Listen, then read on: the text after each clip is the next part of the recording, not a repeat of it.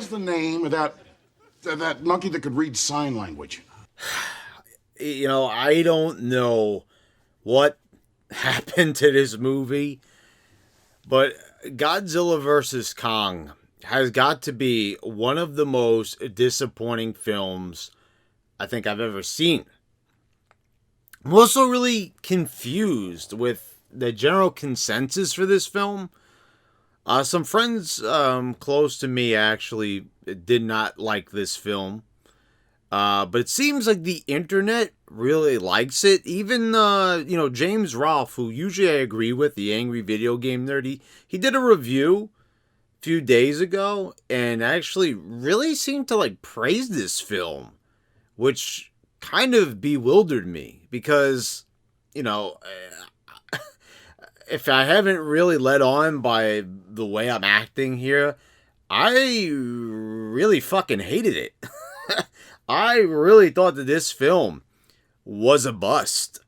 This was an awesome concept in every sense of the word. Godzilla versus King Kong had happened in the past, but it happened in a Toei film that was not very technologically advanced, to say the least, even for the time it came out. Kong looked like shit. And this was the opportunity to make a big budget Kong versus Godzilla film. I mean, King Kong versus Godzilla, two titans, as they're referred to as in this film. I mean, it's a dream match for all intents and purposes. I mean, it is definitely a film like, Batman versus Superman. It is a film, Aliens versus Predator. It is a film like that, where you've got two franchises colliding in warfare that you would think is otherwise impossible, but they did it. And this is part of the Monster franchise. They said that they were going to do this. This is actually what they had set out to do from the very beginning. Now, leading into this film, I have HBO Max. I am a subscriber. I said, you know what? Let me watch Kong Skull Island, because I had not seen that film. And I watched that one first, as an appetizer. It wasn't a film that, I was dying to see, but actually I saw it and I was so impressed by it. It was a really great film, really good, surprisingly good dialogue, excellent pacing, visually impressive. I mean, everything from Kong to just how everything progressed and the skull crawlers, everything in that film. And it was a different telling of Kong. It was unpredictable. There were a lot of things that you did not expect to happen. It was a retelling of the King Kong story. And probably people went into it probably thinking it was another remake of 2006. And that's kind of what I said to myself. That's why I wasn't, in a rush to see it. Was 2006 Kong good? Was the Peter Jackson film, was it good? It was. I really enjoyed that film a lot. And, it was overly all long. It was a 3-hour film, and this was just a 2-hour film. And it was at an excellent length. It was truly an excellent movie. There was actually a lot to like about that movie. So I was very excited. I was like, let's go. Let's watch let's watch Kong and Godzilla. Like, you had built this up. Now, I talked about the 2014 Godzilla. I did not see Godzilla King of the Monsters, so I'm just going to get that out of the way. I was like, I got one part out of the way. And if I had to decide who I like better as far as characters, I would go with Godzilla. But I'm, this going in what team are you on? Well, quite frankly, I don't care about any of that stuff, because after seeing this movie, it put me in an extremely bad mood. I was happy at least that I got to see one good movie today, and that was Skull Island. But this movie just completely shocked me at just how terrible it was. From the pacing, the expository dialogue, it just went on for so long and it went off the rails. I mean, you've got podcasters, you've got teenage kids running around in this, you've got just a plot that is so overly complicated. You've got Kong doing sign language with one of the tribesmen, I guess, the tribesmen female girls that are there, doing sign language with Kong, and all of a sudden Kong just, knows how to do this, and the girl's just there, and just like, it's so random. It's so goofy, and the stuff with the podcast, the conspiratorial podcaster, it's just so damn fucking goofy. It was just nonsensical to the umpteenth power. I don't know how people are ignoring this. And you've got the fight like a half an hour in, because Kong is shackled on the ship, and Kong doesn't understand what's going on, and they want to get Kong to Hollow Earth. There was a little brief mention about how the Earth was hollow underneath Skull Island, so I think that was supposed to be, kind of like a little hint there, a little Easter egg to lead in to this film. So I don't even really hear people talking about that, but I hear people talking about, this was awesome and everything, and they're saying like, you don't go into this expecting Oscar-worthy performances. That's actually what James Rolfe said. And that's all fine and well. Yeah, you're not expecting to get, like, massively great dramatic performances in these films, but I gotta look at Skull Island. Like, you had character development there. You had John C. Reilly up into the end, and he, gets reunited with his family after being, marooned on Skull Island for 28 years. You get to see comeuppance with people like Samuel L. Jackson, where the whole team is wiped out, but there's the morality factor. And, should they kill Kong even though he killed the team, but they're, imposing on his island? So you had a lot of different factors going on there.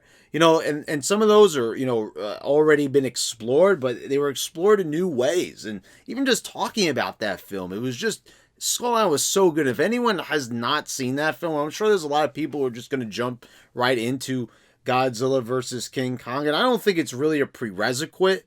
Not really so much. I mean, there's nothing really, like, just as long as you know that that's where Kong originally came from. It's very, like, random, too. Like, Kong is just already captured by them, which is just, like, alarming. And I guess that's kind of the point. They don't need to show that to you, and that's kind of in the very beginning, when he throws a palm tree. By the way, spoiler alert here. Don't continue watching if you have not seen it, but quite frankly, at this point, I don't know why you really would. I can't really stress enough that this film is not worth anybody's time. But anyway, in the very beginning, he's in captivity. He's being held in this facility that is like, it's contained, sort of like in Jurassic World. It is meant to emulate that of the real thing. And he throws a palm tree, gets knocked against the dome, and we see that Kong is not at Skull Island, but he's actually been captured. And what they want to do now is get Kong out of society, even though he's way removed over on Skull Island, which is out in the fucking boondocks. It's beyond the boondocks. It's the boony boonies, the boony boony boony boonies, and he's all the way out there, and no one has even been there.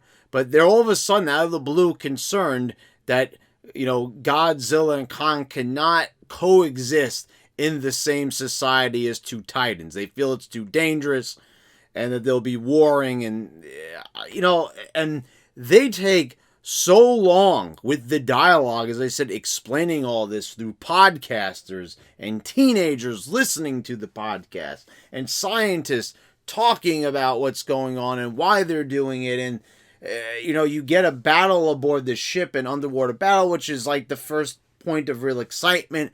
But, the wind has already been taken clean out of my sails by this point, mind you. I'm just totally out of it, because I'm just sitting there like, okay, when is this going to end? When are they going to get to something interesting?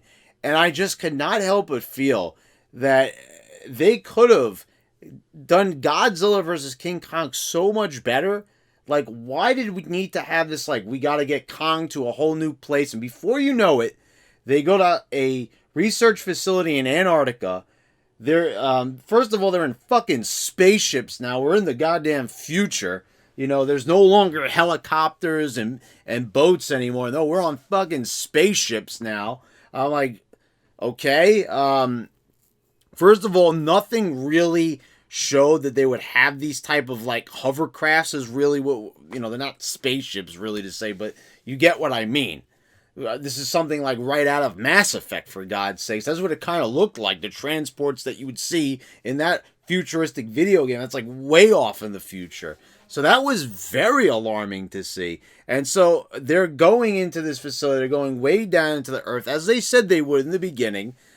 But like as they're doing, I'm like, they were totally losing me. They were just, it was technobabble after technobabble and just terminology being thrown around. And this is coming from a Star Trek fan, a Next Generation fan, where they could do technobabble, but you still know what's going on. You still know what they're talking about because the hints are there. The context clues are there. Here, the context clues are nowhere. You don't know what the fuck's going on until it actually happens. Like, what? Hollow Earth? What's that? We got to go down beneath the Earth's surface, and before you know it, you're in a portal. There's Skull Island that's like, you know, that's in the sky and here, and there's blue things floating around. It's all trippy, and King Kong is now in fucking outer space. He's in an alternate dimension. And I'm like, what the fuck is going on here? This is supposed to be this is King Kong versus Godzilla. And we're in an alternate dimension? Now, I get it, you know, they've had done alternate dimension tomfoolery in the Godzilla Tohei films. They have definitely done that. There's been, you know, where he versed all the monsters. They had done crazy time travel stuff, and I am all for that. But when the main idea here is that they're supposed to fight each other. But of course, and Hollywood always seems to do this. Oh, let's try to fuel a little bit more onto it because, you know, of course, you can't just have 2 hours of these monsters fighting each other. And I agree. You know, same thing. You could not have Kong on the screen at all times in Skull Island. But somehow, some way, you were always looking at something interesting. There was always dialogue that was worth hearing. Here, you could pretty much put your fingers in your goddamn ears and you will not miss a thing. I swear to God, like this movie, it could be all visual, and you do not have to hear a lot of this stupid stuff with the podcasters and the kids, which is just so weird and doesn't need to be there. And I kind of like just figured something out while watching this. You know, we get like about an hour, maybe 10 minutes in, and then we find out that there's actually Mecha Godzilla. And, you know, they're going to power him, and somehow the link gets severed because they're planned to mentally control him, and then that link gets severed, and Mechagodzilla is now on the fucking loose. He's gone rogue, and Mechagodzilla looked awesome. I will say that. I'm not going to be stupid here and say that this bad movie did not have good points, because I think there's a lot of bad movies that have good points, and they deserve to be mentioned in the interest of being fair. And yeah, I did enjoy the last half an hour of this film where you get a good fight, but there's one problem with that. And I have a big problem when you waste my time for an hour and a half with fucking bullshit. All this time for sign language, like all this stuff with, you know, and there's just so much nonsense going on. Just so we could get Kong to a place that is, you know, fitting of his habitat. And, you know, like, I don't know where they got this idea for this alternate dimension. And the thing is, this is, like, actually underneath the earth. Because we see that Godzilla could just blow a hole right through the ground. Even though they had to go through a portal to access it. So it's like they could have just dug like about a mile underneath the ground with a drill, and they could have gotten there just as easy. This is so convoluted. I swear to God, I was like, I watched an hour and a half of them going all the way to Antarctica, going through a portal, just so Godzilla could just blow a hole through and just basically end up in the same place. Like, what? Like, Brad, it's Godzilla versus King Kong. What the fuck do you expect? Well, I don't understand how I can watch a film like Skull Island where there's a big fucking monkey, but I'm still in it where everything is pretty much making sense to me. Because it can. You can have works of fiction. I don't understand. This is what people always say in defense of stuff like this. You have a work of fiction. The movie sucks, the comic book sucks, the cartoon sucks, whatever the form of media may be that we are watching. People will always defend it by saying, "Oh, well, it's that media, so what do you expect? It's fiction. It's not supposed to make sense." No, it is supposed to make sense. That's not true at all. You're supposed to write something in a way where the brain can comprehend it. You're suspending your disbelief because this is a work of fiction.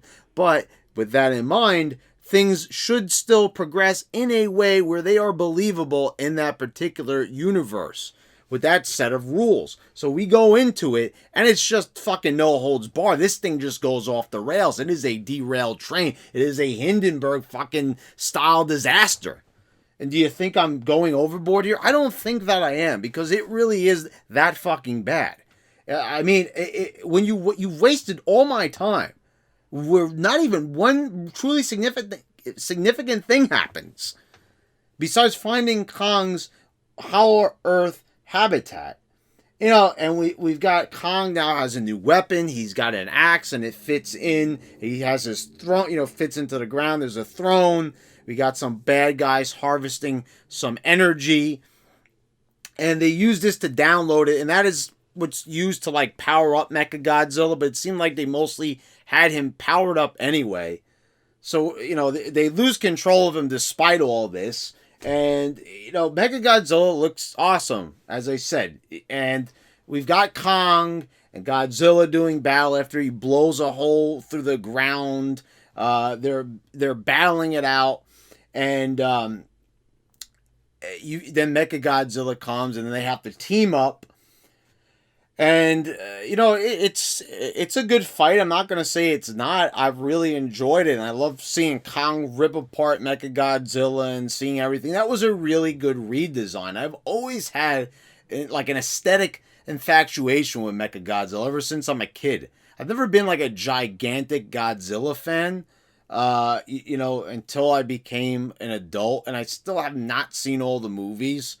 Because there's just other franchises but I've always been a Godzilla fan. I've always liked Kong. I've already talked about the past films, the Peter Jackson film that I enjoyed.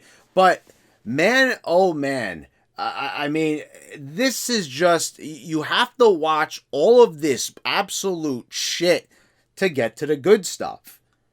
And, thank God this was only 2 hours, which was very generous. Holy shit, I mean, like, nothing happens in this film up until the end, where you get the good stuff, and Kong is going to stay in his alternate dimension, and Godzilla gets to live topside. So basically, you've got an interesting set of roles here. You have Kong, who is basically the protagonist here, and they make Godzilla the antagonist, but in the end, he kind of works his way into Kong's heart, I suppose, but he's still got to be separated from him, even though they managed to coexist. I don't understand. Like, couldn't they just do sign language and tell him that it's okay to, coexist with Godzilla? Like, I don't get it. So we had to put him in this weird place where the floor is the sky. And that's not even what annoys me, because that place could be, it could be a fucking McDonald's for all I care. I don't care what's in that alternate dimension, but why is there an alternate dimension? Why does this exist? Why is this plot so convoluted when it doesn't have to be? And why is it so damn slow? And why are the characters so lifeless? Key word right there. Key fucking word right there, folks. This film is lifeless. This film has some decent actors in it. We've got Alex Skarsgård. We've got a few people that are truly, worth our time. But, of course, I think Kong Skull Island just had a bit more of a star-studded cast. But they just found a way of really making those characters endearing. And there was a lot of good back and forth with the characters, because it can't just be all Kong, because Kong is, a silent character. So he's not going to be able to talk to these individuals. Here they kind of find a way around it so they could tell Kong that it's okay, that they're not trying to hurt him when they're bringing him to Hollow Earth. But, I don't know, they try to find all these weird workarounds, and it just does not need to happen. They couldn't just find a different way of maybe Kong could be on Skull Island. Maybe Godzilla just happens to be passing by, and they could just fucking just have something interesting. It could be random, but here, we gotta make it make sense somehow with some type of convoluted plot, and then it just ends up not making sense at all. It's like, what was even the point of even trying to have this plot that just has so many different things going on in it, and all of it's just unnecessary. Why is Podcast Man there? What the fuck was that? Honestly, how is no one addressing this in his reviews? My fucking socks were clean blown off when James Rolfe did a review. And it's not an attack on James Rolfe, because I love the man. He's entitled to his opinion. I get it. He's a Godzilla fan to the max. But shit, I gotta tell you, how is he not talking about the podcaster and the kids, and just the fact that the plot is just so fucking bonkers up the ass? I mean, I'm just telling you. I think you can see the way I'm talking about this. My hopes were so high, because after Skull Island, I get this, it's not the same director. Actually, the guy who did Skull Island, he's an experienced director, as is this one. They're both, he's a young guy. Adam Wingard is, he did a few films. He did Death Note, which I've never seen, which, a lot of people have told me. I'm a fan of that anime. I like it a lot. That's a bastardization of the anime. But he's done some films like, You're Next, which was a decent horror film, and I don't know what people thought of Blair Witch, but it's neither here nor there. It does not matter what you worked on in the past, because we're talking about the film that you're working on now. And this right here, this was a fucking hack job. It really was. I don't know how I don't understand how films like this are made. Where you are crossing two universes, and you just have this big mess. This huge, disastrous, convoluted mess. How do you sit back and you watch this film back and you show it to people, and no one's just turning around to this dude or to the studio and saying, bro, this is Godzilla versus King Kong. What the fuck are you trying to say here in this film with this changing of the habitat and all this weird, technobabble sci-fi shit that you're throwing? It's unnecessary. It doesn't need to be in here. It is a waste of an hour and a half of exposition that does not need to be there. And yet it is there in grand supply. And I don't fucking get why it's there. Just to get to a pretty good finale. As you would expect, I knew going in that at least the fight was going to be good. But I did not expect that everything surrounding that fight right there would be this bad. Because I didn't really think, and they've done this a lot of times. They've done this in a lot of films where they just go too far with the exposition. And it goes absolutely nowhere. And they did this in 2014 Godzilla. But the difference with that film is 2014 Godzilla. I did this when I talked about it the first time around, so you can go back and watch that review. I said the first 20 minutes, half an hour of that film with Bryan Cranston, they built a lot of interesting. There's a very good actor there, by the way, so that might have something to do with it, but it doesn't matter how good of an actor you are. You've got people like Alex Skarsgård, who's a great, phenomenal actor, but you throw him this bone, which is just a completely digested, barfed up, disastrous sack of shit, and there's not so much you can do with it. I mean, I don't know. I don't know. You're looking at this and saying to yourself, what's going on here? Like, I don't get it. You know, how is anyone looking at this and saying like this is perfectly acceptable and fine? You know, and that is what they did in 2014 Godzilla. It was so much dialogue and stuff being said, and at the end of the day, like where you wind up at the end of the film should be a culmination of everything that you work to do in all the minutes adding up to that end, to that finale. And you don't get that here. You just have like, oh, well, here's a bunch of shit that we said to explain all this, and they spent an hour explaining it. Then they do what they're explaining finally, and it's like, why is this even happening? You know, just so they could get back together in the end and team up, and then it's like, okay, so why did we even need to do any of that stuff in the beginning? I mean, just Godzilla should just fucking blew a hole through the wall, and Kong should just jump down right away, and it would have all been fucking over.